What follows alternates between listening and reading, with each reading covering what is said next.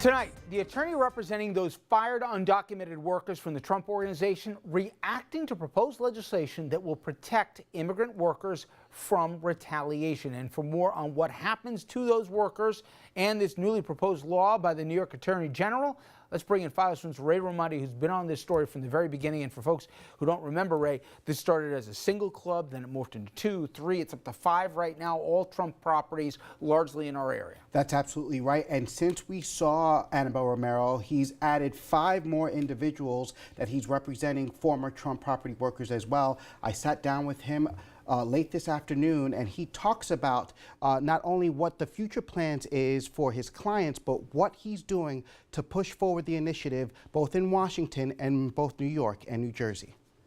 Right now, a closer look into the new push by New York State Attorney General Tish James on protecting immigration workers from retaliation against their employers.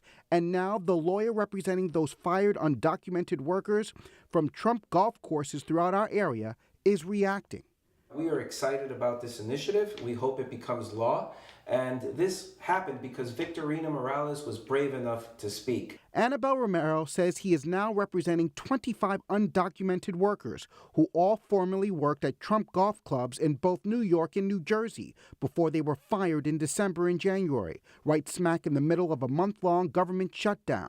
Now New York's top lawyer looking to amend Section 215 of the New York labor law, which would make it unlawful for employers to retaliate against immigrant workers, including threatening to contact federal immigration officers on immigration status of employees or their family members. When an employer then takes advantage of undocumented immigrants and threaten them with deportations, they should be fined. The announcement coming after Romero and 2 of his clients have been lobbying congressional and senatorial leaders for protection against deportation by taking 2 trips to Washington. They attended the State of the Union and even received hugs and support from House Speaker Nancy Pelosi. Romero says those 25 workers are facing challenges finding work and surviving financially, but don't regret their decision and sharing their story with the country. They thought that it was important to tell this story. We are now getting reactions from Congress, the House of Representatives, and the Senate. They're listening. And under the new proposed law by the state attorney general, the penalties for those who violate are stiff. A violation would be considered a Class B misdemeanor, which could, at a judge's discretion, include 3 months in jail, and fines ranging from as little as $1,000 to upwards of $20,000. And the attorney representing those fired workers say they are considering civil action against the Trump Organization as well. On Friday, tomorrow, they plan to have follow-up meetings with FBI and Homeland Security officials about protections for these workers. He also says there will be more bombshells pending against the Trump Organization, Rich. The story continues here, and a lot more information is still to come within the coming days. So for folks who are trying to process this, Ray, someone say, hey, listen, these guys didn't have legal work papers, Crimea River, they came here, okay. The allegations are, and they seem, certainly the attorneys represented to you in the past, they have documents to confirm this.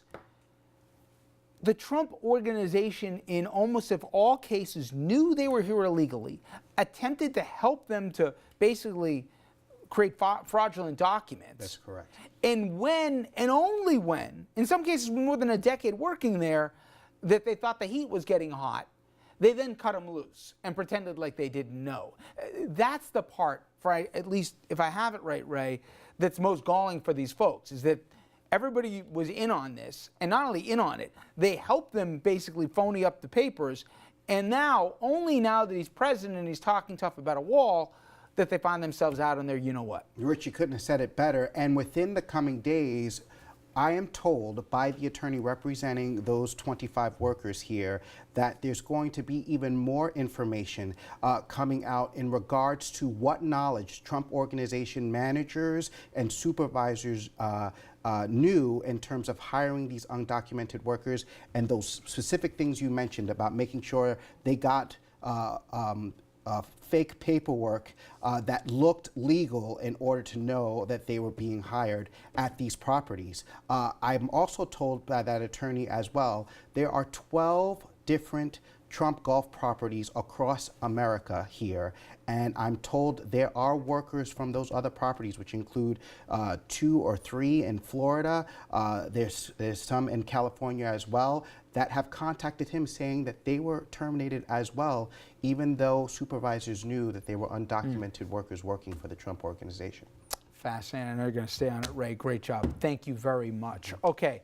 Now, when we come back, the political chaos that is Virginia, the state's top 3 elected officials, all embroiled in scandal. The problems and the politics next.